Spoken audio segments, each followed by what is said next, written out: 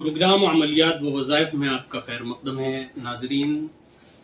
ایک سوال موصول ہوا ہے کہ عمدہ رشتے کے لیے وظیفہ بتائیں۔ اس سے پہلے میں نے ایک وظیفہ ذکر کیا تھا جس کے اندر سورۃ الاحزاب پڑھنی تھی، مکمل سورۃ الاحزاب پڑھنی ہے، اس کو آپ دیکھ سکتے ہیں وہ طریقہ۔ میں یہاں پر دوسرا طریقہ ذکر کر رہا ہوں جو اللہ تعالیٰ کے صفاتی اسماء میں سے اسم ہے یا لطیف اور یا جامع۔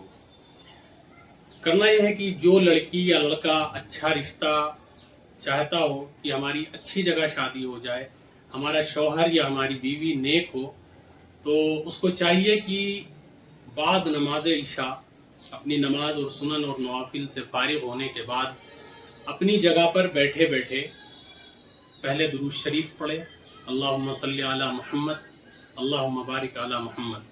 یہ اول آخر درود ملا کر کے دونوں درود ابراہیمی ایک ہوا، اس طرح سے 3 مرتبہ درود پاک پڑھنا ہے۔ پھر یا لطیفو ایک تسبیح یعنی 100 مرتبہ یا لطیفو پڑھنا ہے، اور پھر آخر میں درود شریف پڑھنا ہے، اور اللہ رب العزت سے اپنے لیے دعا کرنا ہے کہ اللہ تعالی ہمیں نیک شوہر عطا فرمائے، اور اگر لڑکا پڑھ رہا ہے تو ہمیں نیک بیوی عطا فرمائے۔ اسی طریقے سے بعد نماز فجر سے فارغ ہونے کے بعد جو ہے درود شریف 3 مرتبہ پڑھنا ہے، اور ایک تسبیح یعنی 100 مرتبہ یا جامعوں پڑھنا ہے، یا جامعوں پڑھنے کے بعد پھر درود شریف پڑھنا ہے، اور اللہ رب العزت سے اپنے لیے دعا کرنی ہے۔